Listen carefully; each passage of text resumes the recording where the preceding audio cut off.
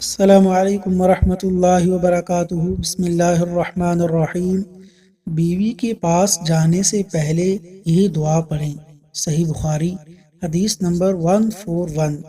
نبی کریم صلی اللہ علیہ وسلم نے فرمایا، اگر تم میں سے کوئی اپنی اہلیہ کے پاس آئے تو یہ کہے، بسم اللہ اللہم جنبنا الشیطان وجنب الشیطان ما رزقتنا وجنب الشیطان ما رزقتنا۔